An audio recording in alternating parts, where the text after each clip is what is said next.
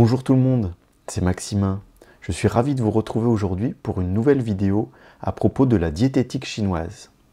La diététique chinoise est une part très importante dans la culture chinoise et également dans la médecine traditionnelle chinoise. Allez, c'est parti. Diétothérapie, les bienfaits de la diététique selon la médecine chinoise. Vous avez peut-être déjà vu des différents plats qu'on trouve en Chine. C'est une cuisine qui est très riche, où on essaie toujours de mélanger à la fois les saveurs et les couleurs. Alors voici un petit peu le plan général de la présentation. Donc après l'introduction, on va parler des fondements théoriques, de la physiologie selon la médecine chinoise, les aliments et leurs propriétés, les 8 règles de la diététique chinoise et l'utilisation de la diététique à des fins thérapeutiques. Que ta nourriture soit ton médicament et ton médicament ta nourriture. Hippocrate, 460 avant Jésus-Christ. Pour être médecin, on doit comprendre l'origine de la maladie.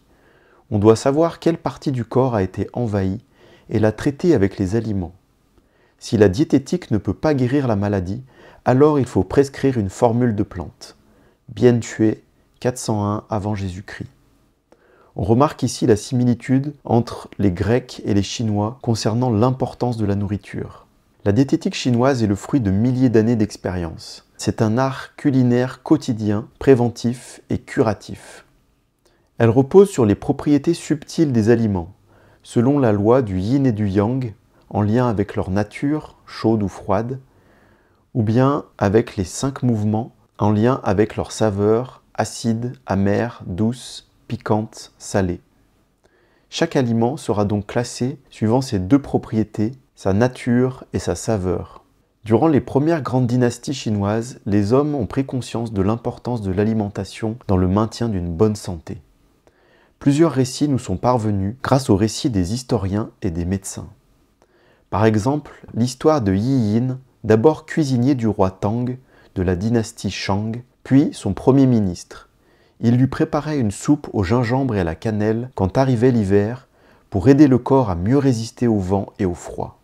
En diététique chinoise, on utilise les aliments et parfois des plantes de la pharmacopée chinoise pour faire une préparation que l'on va cuire ensemble. Tout d'abord, il faut parler du yin et du yang. Mais il faut savoir que dans la pensée chinoise, c'est un concept très important qui a été fondamental au niveau de la dialectique et de la philosophie.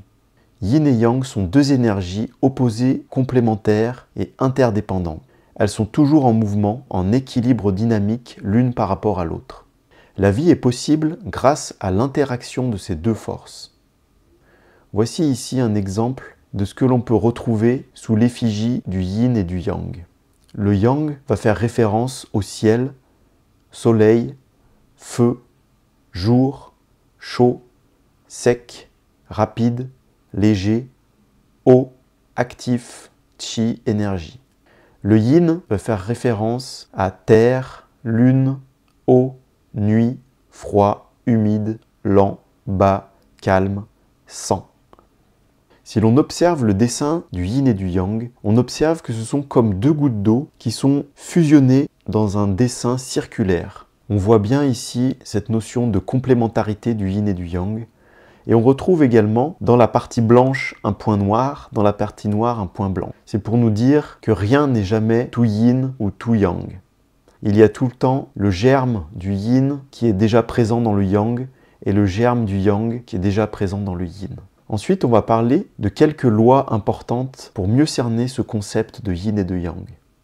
Tout d'abord, le fait que yin et yang s'opposent. Le jour s'oppose à la nuit, le froid s'oppose à la chaleur. Également le fait que yin et yang sont interdépendants, c'est-à-dire qu'ils ne peuvent exister l'un sans l'autre. Ensuite, on a ce principe de croissance-décroissance du yin et du yang. Tout au long de la journée, on va observer la croissance du yang, avec le soleil qui va sortir le matin pour arriver jusqu'à un apogée autour de midi, puis il va commencer à redescendre jusqu'à retourner se coucher. Et à ce moment-là, la croissance du yin va commencer. On dit « quand le yin croît, le yang décroît. Quand le yang croît, le yin décroît ». La dernière loi importante est la loi de transformation mutuelle. En effet, arrivé à l'apogée du yin ou du yang, l'un va se transformer en l'autre. Par exemple, le froid extrême va nous brûler Il peut être intéressant de regarder cette dialectique yin-yang par rapport aux typologies que l'on retrouve chez les personnes. On va parler de typologie yin ou de typologie yang. Par exemple, quelqu'un de calme, introverti, avec un teint pâle, plutôt frileux, qui va être attiré par le chaud, va plutôt être une typologie yin. On va retrouver également des selles molles, une langue pâle, un pouls qui est faible, profond. Une typologie yang va au contraire être quelqu'un qui va plutôt être agité, extraverti. Il va avoir le teint lumineux, voire rouge, et plutôt craindre la chaleur. Il aura une attirance pour le froid. Ses selles pourront être plutôt sèches, voire même une tendance à la constipation. Il aura une langue plutôt rouge, avec un enduit jaune. Le pouls sera plutôt fort, on appelle le pouls plein. Un autre aspect important concernant les théories qui vont nous permettre d'appréhender la diététique chinoise sont les 5 mouvements, appelés également les 5 phases ou les 5 éléments. Bois, feu, terre, métal, eau. Les anciens Chinois de l'Antiquité avaient utilisé ce système de classement pour mettre toutes les choses qu'ils connaissaient classées suivant ces 5 phases. C'est une autre façon de décrire plus précise des interactions des forces yin et yang dans la nature. On dit que tout peut être classé selon les 5 mouvements. Par exemple, sur ce schéma, on voit que les 5 mouvements ont été organisés en cercles. Le premier, bois, ensuite le feu, la terre, le métal et l'eau. On voit donc qu'il y a des flèches qui vont suivre le sens horaire. On appelle ce sens horaire le cycle d'engendrement ou le cycle maternel. C'est-à-dire que le bois va engendrer le feu ou va donner naissance au feu. Et ainsi de suite. Le feu va donner naissance à la terre va donner naissance au métal. Le métal va donner naissance à l'eau et l'eau va donner naissance au bois. Un autre aspect que l'on peut observer sur ce schéma, ce sont les flèches à l'intérieur que l'on retrouve, plutôt en lien avec le contrôle. C'est-à-dire que pour éviter que le système ne bénéficie à un ou deux éléments qui vont prendre trop d'importance, qui vont devenir trop présents, il existe des relations de contrôle entre les éléments qui va permettre au système de rester équilibré. C'est-à-dire que l'eau va contrôler le feu va contrôler le métal va contrôler le bois va contrôler la terre va contrôler l'eau. Ainsi, le système reste relativement équilibré et harmonieux.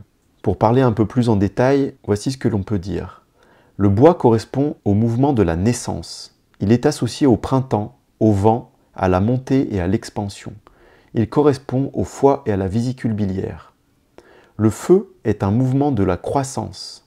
Le feu est associé à l'été, à la chaleur et à l'activité. Il correspond au cœur et à l'intestin grêle. La terre a un mouvement central. C'est un mouvement de référence, autour duquel les 4 autres éléments vont s'articuler. Elle est associée à l'été indien, à l'humidité et à la transformation. Elle correspond à la rate et à l'estomac. Le métal a un mouvement de descente, de déclin. Le métal est associé à l'automne et à la sécheresse. C'est également la saison de la récolte. Il correspond aux poumons et au gros intestin. L'eau a un mouvement de calme et de repos. L'eau est associée à l'hiver, au froid et à la thésaurisation. Il correspond aux organes des reins et de la vessie. Ici, on retrouve un tableau générique avec la classification des 5 mouvements en fonction de la saison, des climats, des couleurs, des saveurs, des organes des sens, des émotions et des parties du corps. Il existe encore beaucoup d'autres choses qui ont été classées dans ces 5 éléments, comme les notes de musique, les planètes, les constellations, etc., etc.